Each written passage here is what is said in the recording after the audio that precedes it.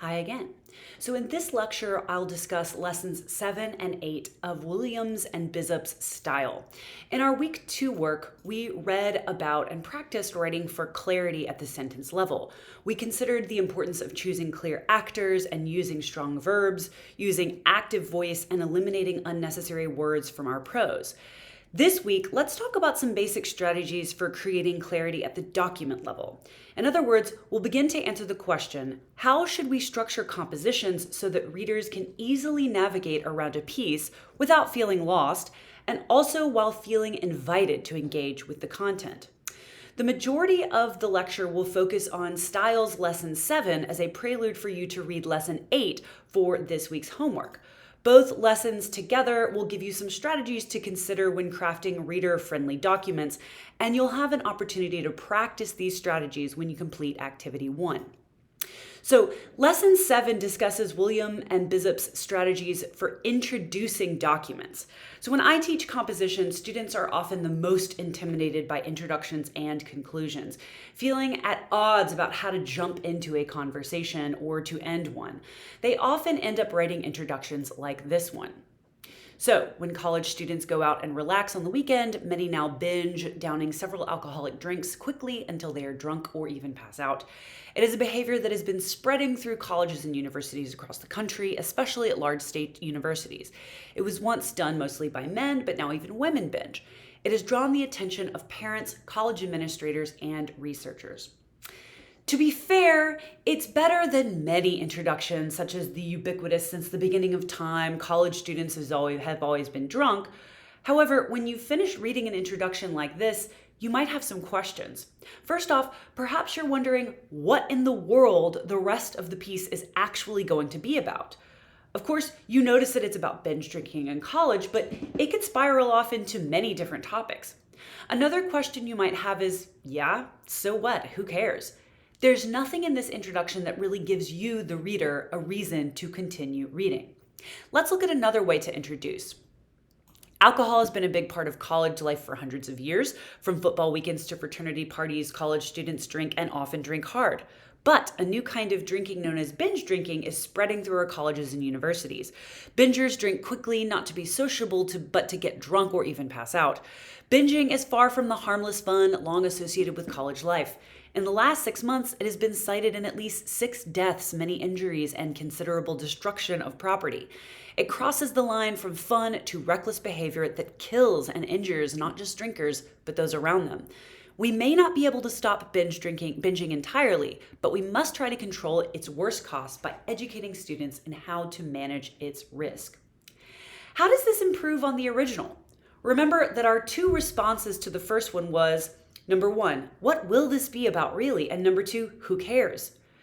You can waffle on whether this topic is actually of interest, and we'll excuse the outdatedness of this topic. This book was written in 2007. College binge drinking is, of course, nothing new to us jaded 2023ers who have moved on to more salacious issues such as surviving an anxiety-ridden post-COVID world. But you have to admit that it succeeded in numbers 1 and 2. It lets us know the point that would describe the problem of binge drinking and then discuss ways to control its worst cost by educating students in how to manage its risk. It promises us a point, and we have a reason to continue reading to see what solutions it offers. So this introduction, and the best kinds of introductions according to Williams and Bissup, offers motivation for readers to continue. But how does it do that?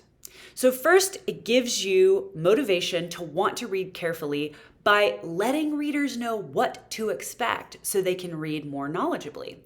And the 3 parts, according to Williams and Bissup, are establishing a shared context, stating the problem, and then stating the solution. Let's look back at the bare bones version of this introduction to see just where it accomplished all 3 parts of WB's suggested intro format.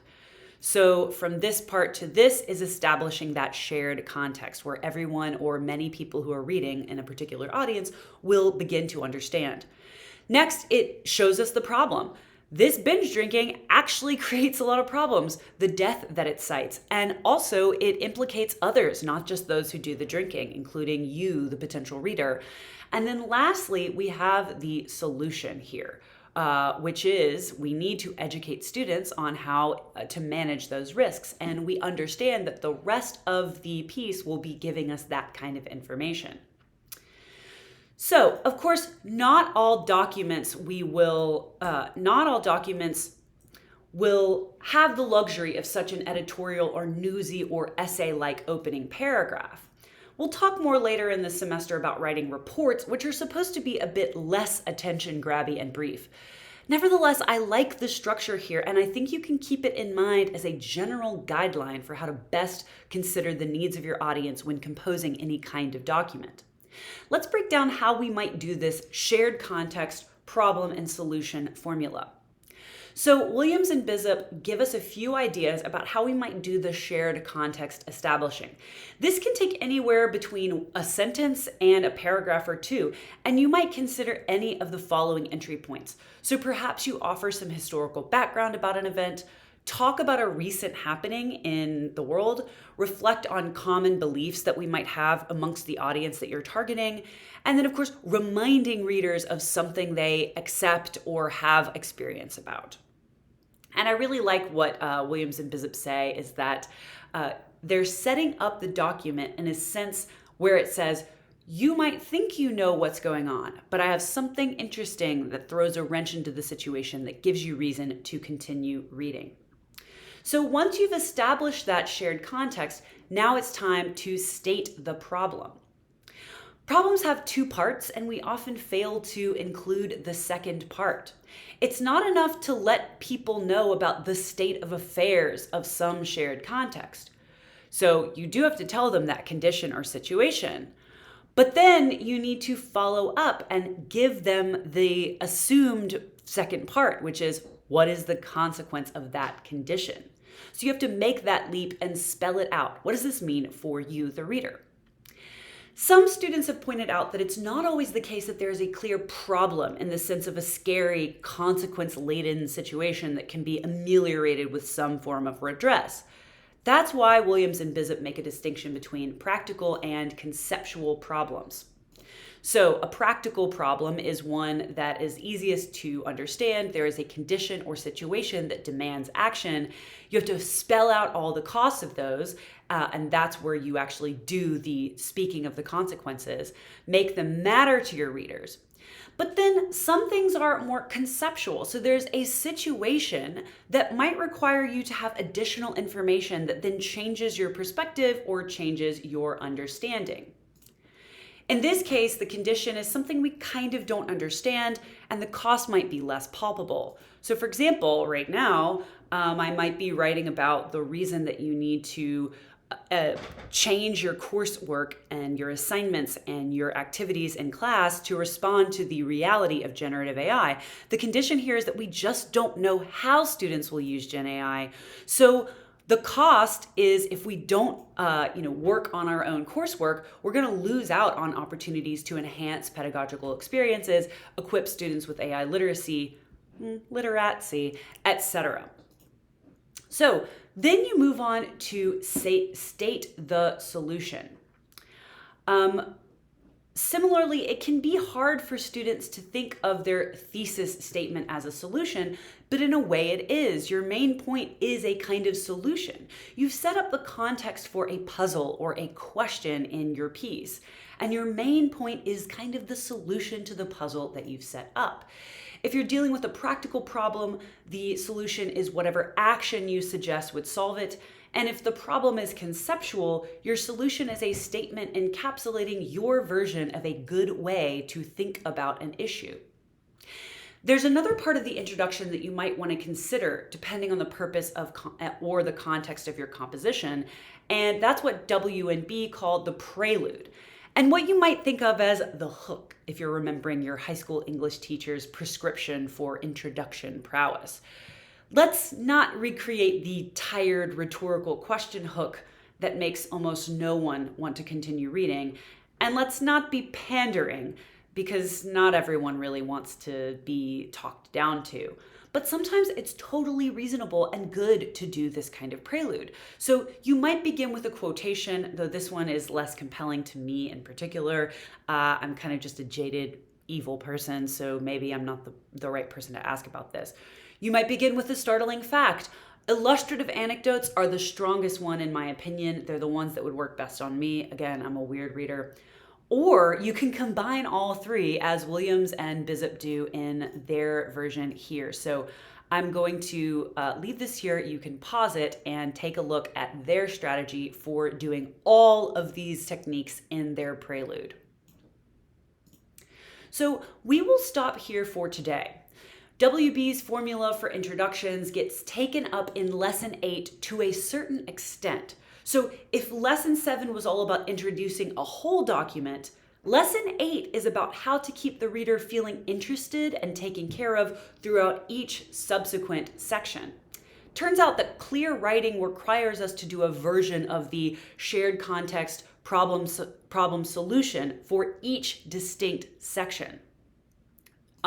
That's going to give you maximum reader friendliness, and you're going to pull out some tools for helping you in your future writing figure out how to make readers pay attention and give them good nails on which to hang their hat throughout the entire composition. So keep all of this advice in mind, including your sentence level tools for clear and concise writing from week 2, as you complete the homework activities for the week. So here's what you'll have to do for this week's homework. I am going to give you 3 ChatGPT responses to the exact same prompt. In this activity, you are going to synthesize the 3, but then you're going to revise and edit in order to publish it. Theoretically, you'll be publishing it on eventually. The audience is your fellow Intro to Professional Writing students. So you want to imagine that you're actually writing to an audience of your peers and that you want to edit those generic Gen AI output for the best possible document you can create with your peers in mind. So the way you're going to do this is look through all 3 responses and consider the similarities and differences.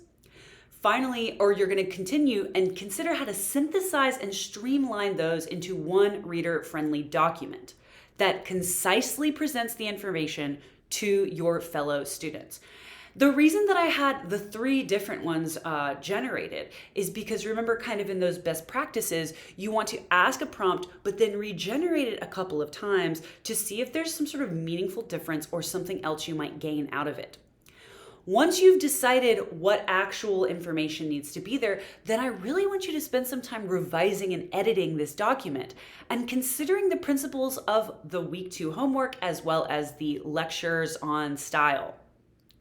Once you've finished that and gotten a really great document that you think is wonderful, you're going to write at least 200 words to describe your process of editing and justifying your choices for the final document. And in this, I'm asking you to include references to at least 2 course readings or lectures in there. So you could talk about something we discussed in this particular lecture. You can talk about something that Williams and Bizup discussed. You can talk about something from Glasser's chapter, etc. There's lots of different things you can do. So I want you to really consider digging into that generic Gen AI structure and thinking hard about how to shape it into something truly useful for your fellow students.